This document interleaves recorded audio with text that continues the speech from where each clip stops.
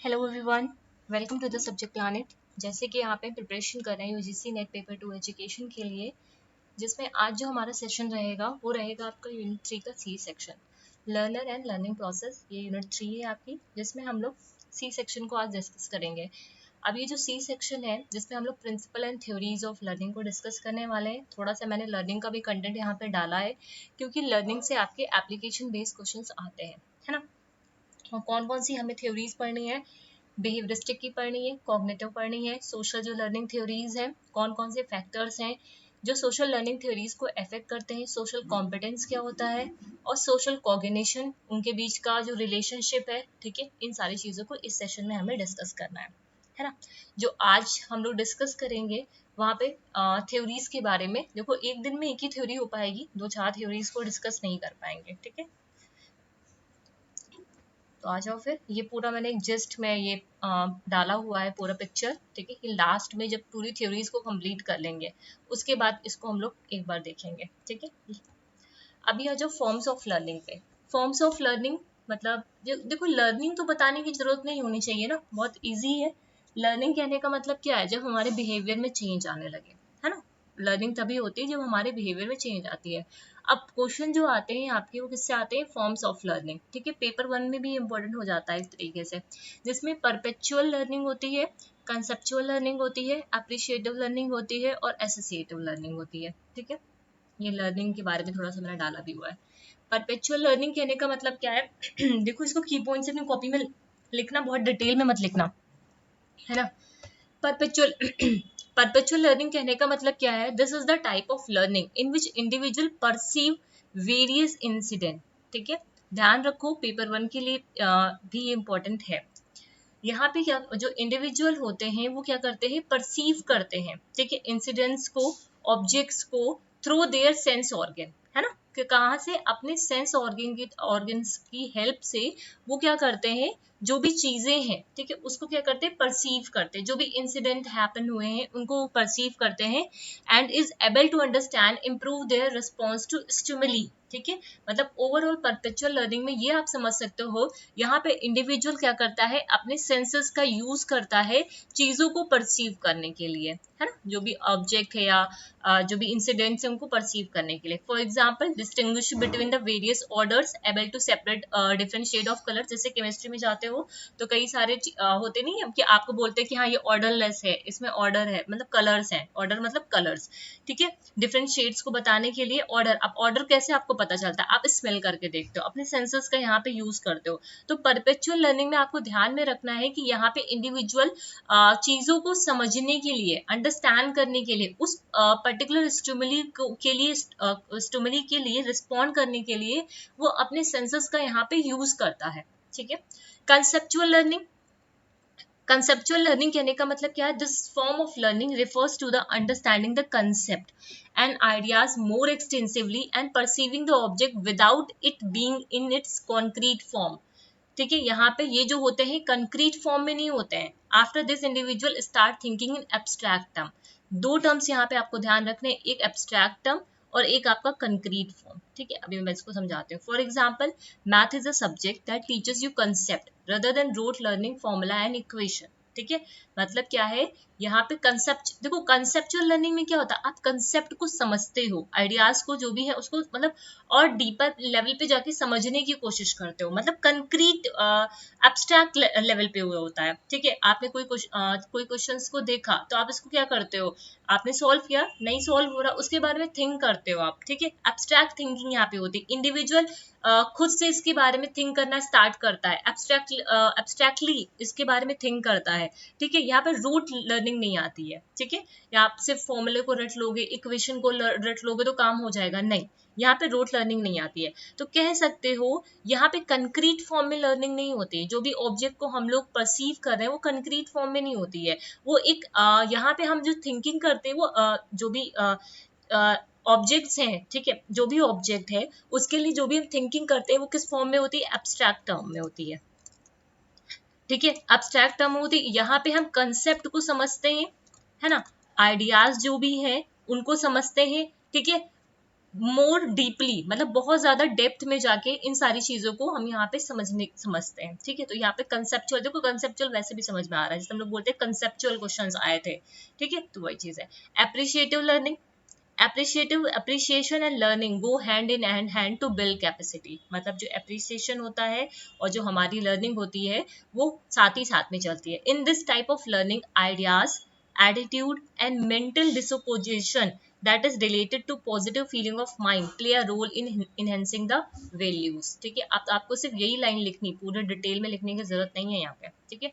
For example, if a child is appreciated for behaviour और value that he has acquired, he will tend to repeat it to get a similar positive feeling in his mind. मतलब appreciative term से समझ में आ रहा, जब आप बच्चों को अप्रिशिएट करोगे किसी चीज के लिए, मान लो उसने अच्छे एग्जाम में मार्क्स गेन किए, तो आपने उसको अप्रिशिएट किया, तो वो उस चीज, उस बिहेवियर को फिर से रिपीट करेगा उस अप्रिशिएशन के लिए, उस रिवॉर्ड के लिए। यहाँ पे रिवॉर्ड क्या है, वो आपका अप्रिशिएशन, ठीक है। उस अप्रिशिएशन के लिए वो फिर से अपनी ये जो बिहेवियर है उसको रिपीट करेगा। तो यहाँ पे जो इंडिविजुअल की जो मेंटल डिसपोजिशन है, उसका उसका जो एटीट्यूड है ना, ये यहाँ पे एक मेजर रोल प्ले करता है, ठीक है। जो पॉजिटिव जो फीलिंग्स है या फिर जो पॉजिटिव जो एस्पेक्ट है उसका माइंड का, जिसको हम लोग अप्रिशिएट करते हैं, अप्रिशिएट करेंगे, ठीक है, करेंगे, तो वो क्या करेगा, उसकी वैल्यूज को इनहेंस कराने में हेल्प करेगा। तो कह सकते हो जैसे जैसे मतलब एप्रिसिएशन और लर्निंग साथ ही साथ में चलती है, ठीक है, साथ ही साथ में चलती है, ठीक है। और इससे क्या होती है, लर्निंग और बेहतर बनती है। एसोसिएटिव मतलब एसोसिएशन की बात हो रही है यहाँ पे। This type of learning state that ideas and experiences are mentally link to each other. ये बोलता है एसोसिएशन मतलब जो हमारे आइडियाज हैं, जो हमारे एक्सपीरियंसेस हैं, ये दिमागी तौर पे एक दूसरे के साथ लिंक्ड होते हैं। An individual tries to relate the mental image of past experiences with experiences. बहुत बार ऐसा होता है, ठीक है, जो हमारी कोई भी चीजें होती, कोई भी पास्ट में जो एक्सपीरियंसेस होते हैं, तो उसकी एक मेंटल इमेज हमारे दिमाग में रहती है। जब कोई नए एक्सपीरियंस को नए एक्सपीरियंस में, जब मान लो किसी नई जगह आप जा रहे हो, ठीक है, कोई नई सिचुएशन है, ठीक है, उससे रिलेटेड कोई पास्ट एक्सपीरियंस आपका होगा, ठीक है, तो उसकी मेंटल इमेज आपके दिमाग में रहेगी, तो आप उसके साथ उसको रिलेट करने की कोशिश करते हो, ठीक है। If a child touches a hot iron, he will associate it with pain and will be condition to not touch it again. मतलब अगर बच्चे ने एक बार किसी हॉट आयरन को छू लिया है, ठीक है, तो दोबारा जब उस आयरन को वो देखेगा, तो उसी दिमाग, उसके दिमाग में वो मेंटल इमेज रहेगी कि तो अगर मैं इसको छूऊंगा तो मुझे दर्द होगा या मैं जल जाऊंगा, ठीक है, टच करने से उसको जल जाऊंगा। तो ये एक मेंटल इमेज बैठी हुई है, ठीक है। तो आपको यहाँ पे सब देखो, बहुत डिटेल में मत लिखना, मैं अभी भी बोल रही हूँ, पूरी लिखने की जरूरत नहीं, चाहो तो सिर्फ एग्जाम्पल से भी समझ सकते हो। परपेचुअल लर्निंग में आप यहाँ पे अपने सेंसर्स का यूज करते हो स्टिमुली को अंडरस्टैंड करने के लिए, जो भी स्टिमुलस है। कंसेप्चुअल लर्निंग कहने का मतलब क्या है, यहाँ पे आपके अब्स्ट्रैक्ट आइडियाज काम करते हैं, अब्स्ट्रैक्ट टर्म्स में आपकी थिंकिंग होती है, यहाँ पे कंसेप्ट है, आइडियाज है, आप इसको मोर डीपली जाके सोचते हो, ठीक है, एब्स्ट्रैक्टली थिंक करते हो। एप्रिशिएटिव लर्निंग कहने का मतलब क्या है, जब भी हम एप्रिशिएशन, जो हमारा जो एप्रिसिएशन होता है और जो लर्निंग होता है, वो साथ साथ में चलता है। मतलब एक बच्चे का जो पूरा जो ये ऐसी टाइप की लर्निंग है जहाँ पे आइडियाज, एटीट्यूड, मेंटल डिस्पोजिशन जो होते हैं, वो हमारे पॉजिटिव फीलिंग जो होती है, मतलब जो पॉजिटिव माइंडसेट होता है, उसके साथ रिलेट करते हैं, और जो जो हमारी जो लर्निंग है या उसको इनहेंस करते हैं, ठीक है। एसोसिएटिव मतलब हमारे जो आइडियाज हैं, एक्सपीरियंसेस हैं, वो मेंटली कहीं ना कहीं एक दूसरे के साथ रिलेट करते हैं, ठीक है। तो एग्जाम्पल ज्यादा बेहतर है समझने के लिए, क्लियर है। अभी आ जाओ, जैसे learning it's all about connection, ठीक है। लर्निंग में क्या होता है, आप कनेक्शन कनेक्ट करते हो, ये पूरा की पॉइंट में है। Connecting of object to one another, making, है ना, connecting of human network, connecting past present futures, connecting with the internet, connecting of concept, neural connections मतलब दिमागी, ह्यूमन एंड सोशल कनेक्शंस, है ना, कनेक्शन विद वन सेल्फ। ये सब क्या है, ये सब आपकी लर्निंग है, ठीक है। अभी आ जाओ, अब लर्निंग के कुछ प्रिंसिपल्स हैं, ठीक है। Principles of learning, principle of readiness, principle of exercise, principle of effect, principle of primacy, principle of intensity, principle of recency, principle of freedom, ठीक है। इसके बाद ये थ्योरीज हैं आपकी, क्लियर है। अब देखो यहाँ पे क्या बोल रहा है, just a second. The principal of readiness मतलब यहाँ पे क्या है, तत्परता, समझ रहे हो, तत्परता। डिग्री ऑफ विलिंगनेस मतलब this implies that degree of willingness with which individual is eager to learn something. बस इतना लिखो, बहुत डिटेल में मत लिखो ना, ठीक है, एक लाइन में आपको चीजें क्लियर है यहाँ पे, ठीक, जितना मैंने हाईलाइट किया। मतलब सीखने की जो तत्परता है, ठीक है, डिग्री ऑफ विलिंगनेस मतलब जो इच्छा है, मतलब कितना इगरली आप किसी नई चीज को सीखना चाहते हो, ये होता है principle of readiness. The basic और ये एक्स्ट्रा लिखा हुआ, the basic needs of an individual whether it is mental, physical, emotional need to be met before they are capable of learning. This means that a person must be willing to learn task at hand, and the teacher task should be to motivate the learner by making the subject matter interesting.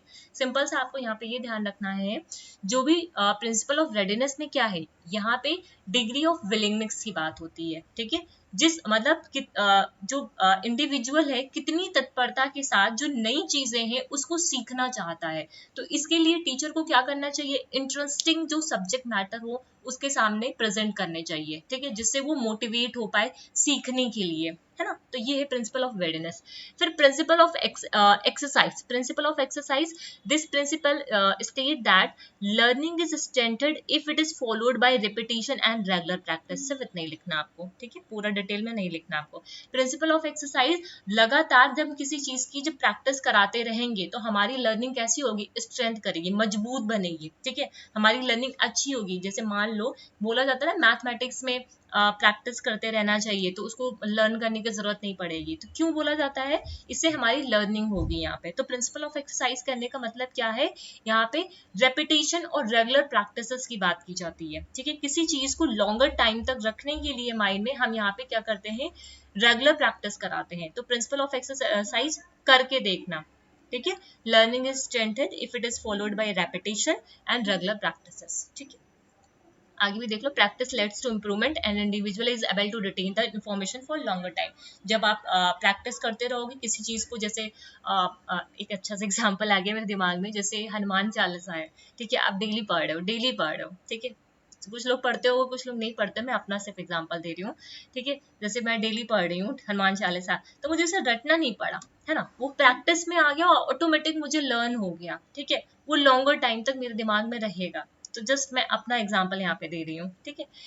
अगर उसी practice को discontinue कर दे, मान लो वो मैं जो है उसको लर्निंग को मैं मतलब उस प्रैक्टिस को डिसकंटिन्यू कर दूं, या तो फिर एक और एग्जांपल ले सकते हो, जैसे बैडमिंटन खेलने जाना, है ना, ये सारे एग्जांपल्स भी ले सकते हो कि अगर आप कंटिन्यू उस चीज को रखोगे तो वो क्या होगी, वो लर्निंग आपकी लॉन्गर टाइम तक रहेगी। अगर आप इसे डिसकंटिन्यू कर दोगे तो वहां पे लर्निंग क्या हो जाएगी, वीक हो जाएगी, ठीक है, वीकेंड हो जाएगी, वो जो स्ट्रेंथ है वो कम हो जाएगा, ठीक।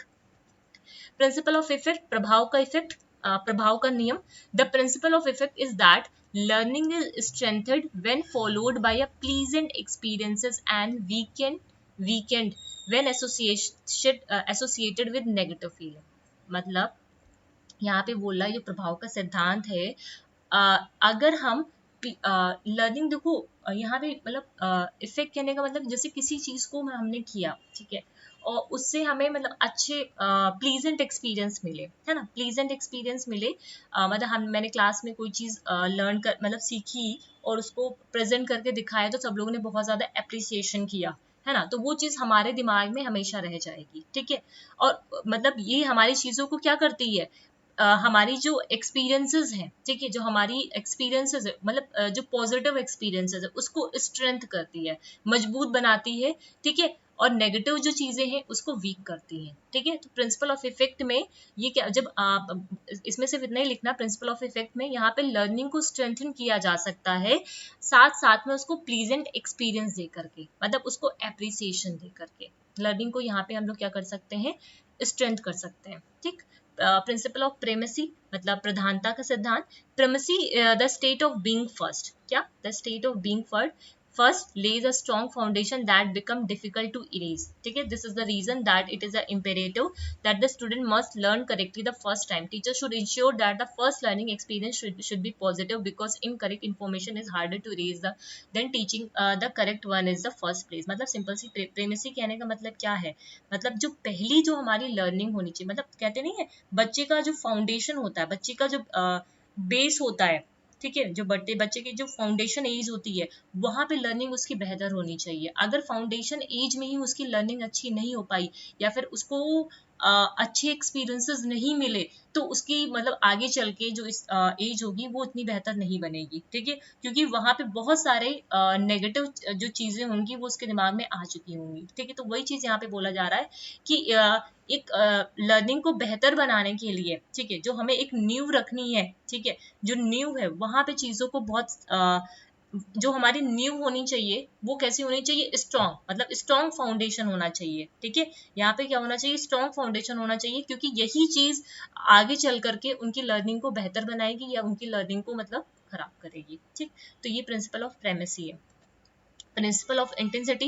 The principle of intensity implies that more intense exciting learning experiences is likely to be retained for a longer time. ठीक है, learning connected to a real life scenarios create a more vivid and unforgettable experiences rather than dull experiences. Simple सी बात यहाँ पे बोल रहा है ये, तीव्रता का सिद्धांत बोल रहा है कि हमें क्या करनी चाहिए, जो लर्निंग होनी चाहिए थोड़ी एक्साइटेड बनानी चाहिए, इंटेंस होनी चाहिए। ठीक है, जिससे हम लॉन्गर टाइम तक उस चीज को रिटेन कर पाए। ठीक है, जो हमारे रियल लाइफ एक्सपीरियंसेस हैं, सिनेरियोज हैं, उनके साथ लर्निंग को कनेक्ट करना चाहिए। प्रिंसिपल ऑफ रिसेंसी मतलब this principle implies that subject matter learned more recently is best remembered. ठीक है, the further a learner gets from a fact, the harder it gets to retain that information.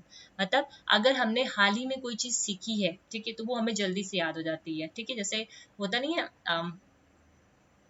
कोई चीज जब live आप classes वगैरह करते हो, ठीक है, तो उस समय आपको लगता है कि हाँ ये सब चीजें मुझे याद हो गई हैं। ठीक है, पूरी तरीके से याद हो गई, आपको रिमेम्बर हो जाती हैं। ठीक है, मतलब तुरंत सीखी गई चीजों को अगर हम प्रैक्टिस में ले आते हैं तो हमें चीजें बहुत अच्छे से याद हो जाती है। ठीक है, बाद में हमको अगर जैसे लाइव क्लासेस चल रही है, मैं आपको पढ़ा रही हूँ तो ये चीजें आपको समझ में आ रही, उसी जगह मैं आपको सिर्फ पीडीएफ दे दूँ खाली, ठीक है, पीडीएफ दे दूँ, फिर मैं बोलूँ आपको उसको चीज को लर्न करने के लिए, तो थोड़े उन फैक्ट्स को लर्न करने में समझने में दिक्कत होगी। ठीक है, तो ये चीज बोल रहा है। तो टीचर्स को क्या चाहिए, प्रिंसिपल ऑफ रिसेंसी को मतलब एक उसकी इंपॉर्टेंस को समझना चाहिए। ठीक है, principle of freedom, freedom constitute growth and responsibility. जो फ्रीडम होती है वो ग्रोथ और रिस्पॉन्सिबिलिटी में को कंस्टिट्यूट करती है, मतलब एक साथ आती है। जो फ्रीडम होती है यहाँ पे ग्रोथ एंड रिस्पॉन्सिबिलिटी है। ठीक, compulsion and force are more likely to be counterproductive for the student to learn and grasp fact. This principle states that things are learned freely and on their own will and are better remembered by the learner. मतलब यहाँ पे principal of freedom कहने का मतलब क्या है, स्वतंत्रता का जो सिद्धांत है, यहाँ पे जो ग्रोथ है, रिस्पॉन्सिबिलिटी है, ठीक है, ये दोनों चीजें यहाँ पे आती हैं। यहाँ पे हमें लर्नर को फ्रीडम देनी चाहिए, वो खुद से लर्न करे। ठीक है, खुद से चीजों को समझे, जिससे वो चीजों को ज्यादा अच्छे से लर्न कर पाएगा, समझ पाएगा। ठीक है, तो ये था सारा आपका principle of readiness, principle of exercise, principle of effect, principle of primacy, principle of intensity, principle of recency and principle of freedom. ठीक है, यहाँ तक चीजें क्लियर है। अभी आ जाओ एडवर्ड ली थॉर्नडाइक पे। ठीक है, ये इनका इंट्रोडक्शन है सब, एडवर्ड ली थॉर्नडाइक का। ठीक है, इसके बाद ये एक्सपेरिमेंट है, फिर इनके जो इन्होंने दो प्राइमरी लॉ दिए थे और सबऑर्डिनेट लॉ दिए थे, ये चीजें हैं। ठीक है, इनके बारे में डिटेल में यहाँ पे। ठीक है, ये जो एक्सपेरिमेंट है इसको मैंने डिटेल में नहीं डाला है, लेकिन इनसे रिलेटेड जो टर्म्स हैं जो पूछे जाते हैं आपके एग्जाम में, उनको मैंने डिटेल में यहाँ पे डाला हुआ है आगे।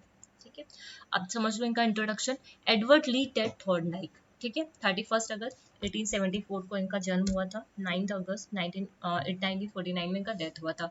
ये एक अमेरिकन साइकोलॉजिस्ट है जिन्होंने लर्निंग थ्योरी को डेवलप किया था to led that led to the development of operant conditioning within behaviorism. मतलब इससे इन्होंने जो लर्निंग थ्योरी अपने डेवलप की थी, ठीक है, इसी के बाद से ये ऑपरेंट कंडीशनिंग आई थी। आगे ये चीजें हैं वहाँ पे। ठीक है, वेयर एज क्लासिकल कंडीशनिंग जो है आपकी डिपेंड करती है on developing association between the event. ध्यान रखना, जो क्लासिकल कंडीशनिंग है वहाँ पे एसोसिएशन किसके बीच में देखते हैं, इवेंट्स के बीच में देखते हैं। ऑपरेंट कंडीशनिंग में क्या होता है, लर्निंग होती है आपकी from the consequences of the behaviour. ठीक है, जो बिहेवियर के कॉन्सिक्वेंसेज होते हैं उससे यहाँ पे लर्निंग होती है। स्किनर की जो थ्योरी है ऑपरेंट कंडीशनिंग, ठीक है, ये किसके आइडियाज से बनी है, ठीक है, ये किसके आइडियाज से बनी है, एडवर्ड थॉर्नडाइक के। ठीक है। इन्होंने एडवर्ड थॉर्नडाइक का जो आइडिया था उसके बेसिस पे अपनी थ्योरी को, लॉ ऑफ इफेक्ट आगे पढ़ेंगे, ठीक है, उसके बेसिस पे अपनी आगे थ्योरी को कंटिन्यू किया था। तो वही ऊपर भी यहाँ पे इस लाइन में भी लिखा हुआ है, ठीक है, कि ये जो अमेरिकन साइकोलॉजिस्ट थे इन्होंने लर्निंग थ्योरी को डेवलप किया and that led to the development of operant conditioning within the behaviourism. Thorndike was a pioneer not only in behaviorism and in studying learning but also in using animal in psychological experiment. इन्होंने कई सारे animals पे experiment किए थे। Connectionism इनकी जो theory है इनको कनेक्शनिज्म भी बोलते हैं, ट्रायल एंड एरर भी बोलते हैं, आगे देखेंगे। Connectionism is a learning theory which is based on the concept of bond form. अब यहाँ पे सिर्फ कनेक्शनिज्म की बात की गई है। कनेक्शनिज्म एक लर्निंग थ्योरी है जो किसने दी है, एडवर्ड थॉर्नडाइक ने दी है। ये बेस्ड किस पे है, कंसेप्ट ऑफ बॉन्ड, ठीक है, किस पे, कंसेप्ट ऑफ जो बॉन्ड है, ठीक है, उन पे बेस्ड है। अब किसके बीच में, स्टिमुलस और रिस्पॉन्स के बीच में जो बॉन्ड फॉर्म्ड होता है उनके बीच में जो उसी को ही हम लोग, मतलब स्टिमुलस जो है आपका और जो आपके रिस्पॉन्सेज है, ठीक है, उनके बीच का जो बॉन्ड है, ठीक है, कंसेप्ट ऑफ बॉन्ड, ठीक है, उसी को यहाँ पे कनेक्शनिज्म बोला गया है। ठीक, जो नेचुरल कनेक्शन है, ठीक है, that is the natural connection between situation and the responses are formed and strengthen, ठीक है, इस सिचुएशन या फिर स्टिमुलस को एस बोलेंगे, रिस्पॉन्सेज को आर बोलेंगे, ठीक है। The stimulus affect the organism which response to it, thus SR bond are formed which are considered as a physical condition। तो इस लाइन में आपको सिर्फ यह याद रखना है, कनेक्शनिज्म की भी जो थ्योरी थी, ये लर्निंग थ्योरी थी जिसे एडवर्ड ली थॉर्नडाइक ने दिया था, जो बॉन्ड फॉर्मेशन का जो कंसेप्ट है, ठीक है, उस पे बेस्ड है, स्टिमुलस एंड रिस्पॉन्स पे, ठीक है। स्टिमुलस मतलब आपका जो भी सिचुएशन है, ठीक है, रिस्पॉन्स जो ऑर्गेनिज्म आपका रिस्पॉन्स करेगा, इसे SR बॉन्ड भी कहते हैं। This theory of learning is relate to the conditioning that utilize the concept of association of connection. It emphasizes that behavior begin with the, अब ये लाइन ध्यान रखना, it emphasizes that the behavior begins with condition reflexes and natural responses, ठीक है, and new behavior result from the acquisition of a new bond through experiences, ठीक है। इन्होंने बोला ये जो थ्योरी है, ठीक है, this theory of learning is related to the conditioning, ठीक है। अब ये जो थ्योरी है कंडीशनिंग से रिलेटेड है, जहाँ पे ये कनेक्शन के बीच का जो एसोसिएशन है उसके कंसेप्ट को ये लोग ये यूज करते हैं, ठीक है। यहाँ पे बिहेवियर कैसे होता है, एक कंडीशन, रिफ्लेक्सेस और नेचुरल रिस्पॉन्स, मतलब जब स्टिमुलस और रिस्पॉन्स के बीच का बॉन्ड बनता है तो यहाँ पे क्या होता है, आपका बिहेवियर आता है, ठीक है, एक नया बिहेवियर निकल के आता है, ठीक है। एक्वाजिशन होता है न्यू बॉन्ड का through experiences. Thorndike formulated the major law of learning on the basis of his belief in connectionism. इन्होंने कुछ मेजर लॉज दिए थे अपने लर्निंग के, primary law and subordinate law, ठीक है, जो कनेक्शनिज्म पे बेस्ड हैं आपके। अब ये पूरा एक्सपेरिमेंट है, ठीक है, इन्होंने कैट पे एक्सपेरिमेंट किया था इन्होंने पूरा, मतलब मैं एक बार आपको इसे समझा दे रही हूँ, इनकी जो पूरी एक्सपेरिमेंट थी, ठीक है। इन्होंने जो एक्सपेरिमेंट किया था जहाँ पे इन्होंने कैट को एक पजल में रखा था, ठीक है, मतलब एक पजल में डाल दिया था, ठीक है। अब उसे क्या करना था, लीवर को प्रेस करके, प्रेस, ये जो लीवर है, ठीक है, इस पे प्रेस करना था, ठीक है, उसके सामने जब जब ये लीवर को प्रेस करेगी तो उसके सामने फूड आ जाएगा और उसको खाना था, ठीक है, फिश उसके सामने रख दिया गया था, ठीक। तो उसे, मतलब उसने क्या किया था, जैसे लीवर था, ठीक है, उस बार बार इस पे लीवर पे प्रेस कर रही थी, ठीक है, और ये जब बार बार इस पे प्रेस कर रही थी लीवर पे, तो अचानक से एक बार इसका करेक्ट, मतलब सही जगह पे लीवर पुश हो गया था, जिससे इसका क्या हुआ था, ये डोर ओपन हुआ था और इसको फूड सामने मिल गया था, ठीक है। तो ये था पूरा इनका एक्सपेरिमेंट, मैं यहाँ पे डिटेल में नहीं बता रही, ठीक है, तो मैंने सिर्फ एक सिंपल से बताया। लीवर को इसे क्या करना था, जब ये लीवर सही जगह पे पुश करेगी, ठीक है, तो ये डोर ओपन होगा, उसको फूड मिल जाएगा, ठीक है। तो इसके लिए से कई बार ट्रायल किए गए, जिसे ट्रायल एंड एरर थ्योरी भी बोला जाता है, ठीक है। आगे पढ़ेंगे, ट्रायल एंड एरर बोला जाता है, ठीक है। ट्राई किया, एरर हुई, फिर ट्राई किया, फिर एरर हुई, एक टाइम ऐसा आया कि करेक्ट रिस्पॉन्स उसे मिला, ठीक है, जिससे उसकी यहाँ पे क्या हुई, लर्निंग हुई, है ना, ये चीज था। तो इसको मैं डिटेल में नहीं करा रही हूँ, अगर किसी को डिटेल में इसको समझना है तो जो आपकी बीएड वगैरह की बुक्स है, ठीक है, वहां पे जाके एक बार इसको पढ़ लो, क्योंकि इससे क्वेश्चन नहीं पूछा जाता है, इसके एक्सपेरिमेंट नहीं पूछा जाता है, ठीक है। ये बीएड में आपके कोर्स में है, तो वहां पे जाके पढ़ सकते हो, एमएड में भी है, ठीक है। अब लॉज ऑफ लर्निंग, यहाँ से क्वेश्चन आते हैं। लॉ ऑफ रेडीनेस, है ना, law of exercise, primary law में 3 लॉ होते हैं, law of readiness, law of exercise, law of effect, ठीक है। अभी हम लोग ने प्रिंसिपल ऑफ जो लॉ पढ़े थे उसी से रिलेटेड है, ठीक। सबऑर्डिनेट लॉ, कई बार क्वेश्चन यहाँ से आए, law of multiple response, prepotency of elements, law of associative shifting, law of set और attitude, law of response by analogy. ठीक है, ये क्या है, प्राइमरी लॉ है ये आपके, है ना, और ये क्या है आपके सबऑर्डिनेट लॉ। ध्यान रखना, there are 5 subordinate law and 3 primary laws.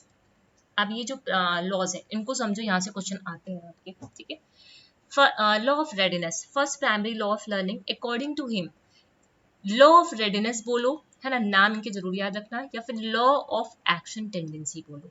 ठीक है, which means that learning takes place when an action tendency is aroused through preparatory adjustment, set और attitude। readiness का मतलब क्या है यहाँ पे, preparation of, अब ये भी समझना, जो readiness है इसका मतलब क्या है, preparation of action। ठीक है, if one is not prepared to learn, learning cannot, अब ये लाइन याद रखना, if one is not prepared to learn, learning cannot be automatically instilled in him। ठीक है, देखो यहाँ पे जो तत्परता का नियम है या फिर लॉ ऑफ एक्शन टेंडेंसी है, मतलब इसका कहने का मतलब क्या है, जब तक का आपको मतलब एक्शन करना नहीं आएगा, मतलब अंदर से एक्शन अराउज नहीं होगा, ठीक है, तब तक आपकी यहाँ पे लर्निंग नहीं होगी। सिंपल सी बात यहाँ पे ये है, जब तक आप खुद तैयार नहीं होगी, जब तक इंडिविजुअल सीखने के लिए तैयार नहीं है, तब तक आप उसे नहीं सिखा सकते हो। ठीक है, तब तक आप उसे नहीं सिखा सकते हो। सिर्फ यहाँ पे लॉ ऑफ रेडीनेस में ये याद रखना। रेडीनेस कहने का मतलब क्या है, आप उसको एक्शन के लिए प्रिपेयर कर रहे हो। ठीक है, रेडीनेस पहले आपको बच्चे को क्या करना है, एक्शन के लिए प्रिपेयर करना है।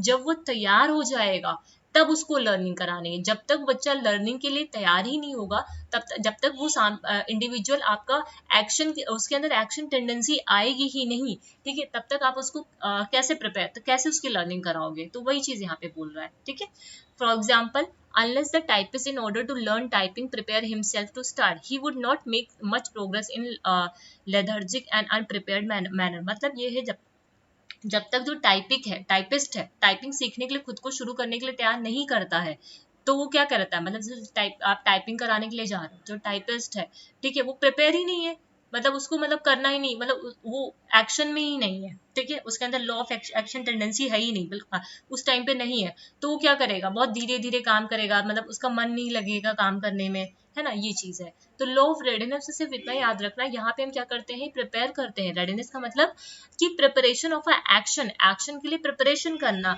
जब तक लर्निंग तभी होगी जब इंडिविजुअल के अंदर लॉ ऑफ एक्शन टेंडेंसी, ठीक है, हमें क्या करना है, एक्शन टेंडेंसी को अराउज कराना है इंडिविजुअल के अंदर, देन हमें उसे क्या करना है, फिर वहां पे उसके एटीट्यूड, मतलब फिर उसको हम वहां पे लर्निंग कराएंगे। ठीक है, एक्शन टेंडेंसी को कैसे अराउज करना है, प्रिपरेटरी एडजस्टमेंट के थ्रू, या फिर उसके एटीट्यूड्स को सेट करना, है ना, ऐसे। ठीक है,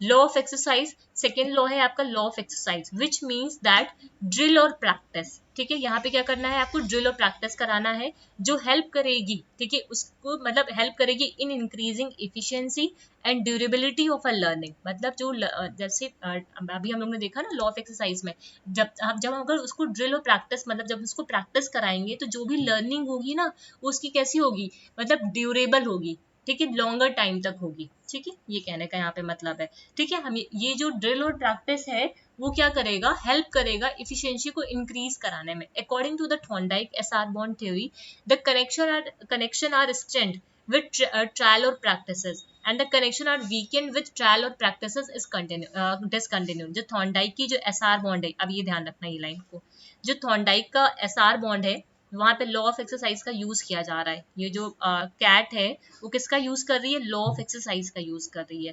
ठीक है, मतलब जब तक हम उसे ट्रायल और प्रैक्टिस कराते रहेंगे, ठीक है, मतलब एसआर जो बॉन्ड है, स्टिमुलस और रिस्पॉन्स, जहाँ पे हम लोग अगर ट्रायल और प्रैक्टिस को कंटिन्यू रखेंगे, ठीक है, तो ये यहाँ पे जो लर्निंग होगी वो क्या होगी, यहाँ पे जो कनेक्शन होगा, ठीक है, वो स्ट्रेंथन होगा, मतलब मजबूत बनेगा जब तक का ट्रायल और प्रैक्टिस होती रहेगी। ठीक है, जहां पे हम ट्रायल और प्रैक्टिस को डिसकंटिन्यू करा देंगे, वहां पे ये कनेक्शन कैसा हो जाएगा, वीक हो जाएगा। ठीक है, the law of exercise therefore is also known as, अब ये पूछा हुआ है, law of use and disuse. ठीक है, law of use and disuse भी बोलते हैं। ठीक है, अगर हम कनेक्शंस को प्रैक्टिस में ट्रायल और प्रैक्टिस करते रहेंगे तो स्ट्रेंथन रहेगा, मजबूत रहेगा। जब हम ट्रायल और प्रैक्टिस को डिसकंटिन्यू कर देंगे तो इसका मतलब इसका जो कनेक्शन है वो वीकन हो जाएगा। ठीक है, मतलब जैसे मोटर कार है, ठीक है, आप चलाते रहो, ठीक है, तो आपको क्या है, प्रैक्टिस में आ गया तो यहाँ पे आपकी दोनों के बीच का जो कनेक्शन है वो क्या हो गया, आपका मजबूत बन गया है। मान लो आप सीखते सीखते आपने क्या किया, 15-20 दिन के बाद छोड़ दिया, ठीक है, तो यहाँ पे क्या हो जाएगा, अब वो जो प्रैक्टिस थी वो डिसकंटिन्यू हो गई ना, तो यहाँ पे कनेक्शन वीक हो जाएगा। ठीक, लॉ ऑफ इफेक्ट, जो थर्ड लॉ है is the law of effect, according to which the trial और steps leading to satisfaction stamps in the bond और connection. Satisfying state leads to the consolidation, ये जो satisfying if state है leads to the consolidation and strengthening of the connection, where as dissatisfaction announce or pain led to the weakening of standing out of the connection। वही चीज मैंने बताया, law of effect कहने का मतलब क्या है, जब आपको एक सेटिस्फाइंग, ठीक है, सेटिस्फाइंग मतलब आपने जो चीज किया उसके लिए आपको अप्रिशिएशन मिला, तो वो क्या करेगा, हमारे जो कनेक्शन है उसको मजबूत बनाएगा, ठीक है। लेकिन वहां पे जब डिससेटिस्फेक्शन मिलेगा, ठीक है, पेन मिलेगा आपको, ठीक है, आपको प्रेज मतलब आपको अनप्लीजेंट सिचुएशन का फेस करना पड़ेगा, तो वो क्या करेगा, हमारी जो कनेक्शन है उसको वीक करेगा, ठीक है। तो जी लॉ ऑफ इफेक्ट है वो सिग्निफाई करता है if the response satisfy the subject, ठीक है, अगर जो रिस्पॉन्स है वो सब्जेक्ट को सेटिस्फाई करता है, they are learned and selected, ठीक है, जो भी आपका मतलब रिस्पॉन्स है वो सब्जेक्ट को अगर सेटिस्फाई करता है तो वो आप सीख जाओगे और सेलेक्टेड हो जाओगे, ठीक है, उससे सीखा जा सकता है और सेलेक्ट किया जा सकता है। While those which are not satisfying उसे एलिमिनेट कर देना, ठीक है, जैसे मल्टीपल चॉइस के क्वेश्चन होते नहीं, 4 ऑप्शन है, ठीक है, जिस ऑप्शन के साथ आप सेटिस्फाई होते हो उसको आप क्या करते हो, टिक कर देते हो, मतलब उसको आप समझते हो, उसको सेलेक्ट कर लेते हो, और जिस ऑप्शन के साथ आप नहीं सेटिस्फाई होते हो उसको क्या करते हो, एलिमिनेट कर देते हो। तो इसी वजह से बोला जाता है टीचर्स जो टीचिंग होनी चाहिए देयरफॉर मस्ट बी प्लीजिंग, कैसी होनी चाहिए, सुखद होनी चाहिए, ठीक है। यहाँ पे जो एजुकेटर हो उनको जो एजुकेटर्स हैं वो बच्चों को एक प्लीजिंग जो एक्सपीरियंसेस हो वो बच्चों को दे, ठीक है, जिससे उनको सेटिस्फेक्शन, उनका जो सेटिस्फेक्शन है मतलब वो स्ट्रॉन्गर हो, कहते हैं greater the satisfaction stronger will be the motive to learn, ये लाइन याद रखना, greater the satisfaction stronger will be the motive to learn, ठीक है। अब आ जाओ इनके ये beside these 3 laws Thorndike also refer to 5 subordinate law, जिसमें आपका लॉ ऑफ मल्टीपल रिस्पॉन्स, जो मल्टीपल रिस्पॉन्स है this state that if the first response is not immediately reinforced a new response will be initiated, if a child can not solve a puzzle in one way he will try another, मतलब जैसे मान लो एक बच्चा आपने puzzle दे दिया, ठीक है, अगर वो पहली बार में उसको सॉल्व नहीं कर पा रहा तो उसका दूसरा तरीका निकालता है, ठीक है, मैथमेटिक्स के क्वेश्चन आपको सॉल्व करने हैं, मे बी एक मेथड से आपका वो सॉल्व नहीं हो पा रहा तो आप दूसरा मेथड को यूज करोगे, उससे नहीं हुआ तो आप दूसरा मेथड का यूज करोगे अपने उस क्वेश्चन का सोल्यूशन फाइंड आउट करने के लिए, ठीक है। तो मल्टीपल रिस्पॉन्स ये होता है। लॉ ऑफ सेट और एटीट्यूड, मतलब लर्निंग जो होती है वो गाइडेड होती है बाय एटीट्यूड और पर्सपेक्टिव ऑफ द इंडिविजुअल। अगर आपका पॉजिटिव पर्सपेक्टिव है ही नहीं, आपने क्वेश्चन देखा और देखते ही कह दिया हाय ये तो मुझसे होगा ही नहीं, ये तो इतना लंबा है, एनटी के एग्जाम में ऐसे आप लोगों ने देखा होगा, इतना लंबा सा क्वेश्चन आएगा और आप देखते ही घबरा जाते हो कि अरे ये तो मुझसे होगा ही नहीं, वहीं पे आपने एटीट्यूड अपना सेट कर लिया नेगेटिव कि मुझसे होगा ही नहीं, और जबकि जब उसका आंसर फाइंड आउट करोगे तो बहुत छोटा सा आंसर होगा, तुरंत आ जाएगा, बहुत जितने लंबे क्वेश्चन होते हैं ना उतने वो इजी क्वेश्चंस होते हैं। तो हमारा जो एटीट्यूड है ना, वो बहुत मेजर रोल प्ले करता है हमारी लर्निंग में, ठीक है, हमारा जो वो हमें अफेक्ट करता है, ठीक है, किसी इंडिविजुअल को वो पूरी तरीके से अफेक्ट करता है, ठीक है। फिर prepotency of element, according to this law the learner is more likely to react to situation that are more essential and tends to ignore irrelevant features, होता है जो हमारे लिए मतलब जो रेलेवेंट चीजें होती है जो हमें लगता है बहुत ज्यादा एसेंशियल है उनको हम जल्दी उनको मतलब रिस्पॉन्स हम उनके उन सिचुएशंस के लिए हम जल्दी रिस्पॉन्स करते हैं, या फिर जो चीजें हमें जैसे होता नहीं है कि ये वाली चीज अगर हम पढ़ के जाएंगे तो कल हमें ये मतलब मान लो क्लास टीचर ने बोला, जैसे फिजिक्स की टीचर ने बोला कि कल ये 5 न्यूमेरिकल्स जो करके लेके आएगा उसे कुछ रिवॉर्ड मिलेगा, ठीक है, और केमिस्ट्री की टीचर ने भी बोला आप 5 क्वेश्चन करके लेके आना, ठीक है। तो आपको इसेंशियल क्या लगेगा, ठीक है, एज अ चाइल्ड आपको इसेंशियल क्या लगेगा, अगर मैं फिजिक्स के ये 5 क्वेश्चन करके लेके जाऊंगा तो मैम मुझे रिवॉर्ड देंगी, है ना, एप्रिसिएशन मिलेगा, क्योंकि वो टीचर एप्रिशिएट करती है, उसका पॉजिटिव माइंडसेट है। उसी जगह केमिस्ट्री वाले आप कुछ भी करके लेके चले जाओ वो कुछ भी नहीं बोलती है, है ना, मतलब उसको किसी चीज से मतलब नहीं है, ठीक है, ऐसा। ठीक, तो आप क्या करोगे, जो आपको इसेंशियल लगेगा, जो आपको जरूरी लगेगा, ठीक है, उसको आप क्या करोगे, उस सिचुएशन में ज्यादा रिएक्ट करोगे।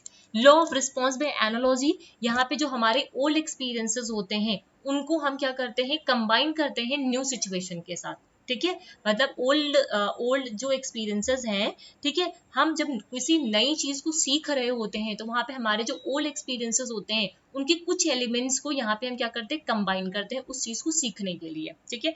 मान लो साइकिल चलाना हमने सीखा है, तो हम कार चलाने में उन चीजों का यूज करेंगे। जो हमने स्कूटी चलाना हमने सीखा है, तो कार चलाने के लिए हम उन कुछ वो जो पुराने एक्सपीरियंसेस है वहां पे हम यूज करेंगे। Law of associative shifting, according to this law individual may exhibit a response of which he is capable and associated with any other situation to which he is sensitive, ठीक है। तो ये क्या थे, आपके लॉस थे, ठीक है, ये क्या थे, आपके लॉस थे। पहला देखो मैं यहाँ पे समझा रही हूँ, primary law, law of readiness, मतलब लॉ ऑफ रेडीनेस कहने का मतलब क्या है, तत्परता के नियम। मतलब आपको इंडिविजुअल को सबसे पहले क्या करना है, प्रिपेयर करना है, ठीक है।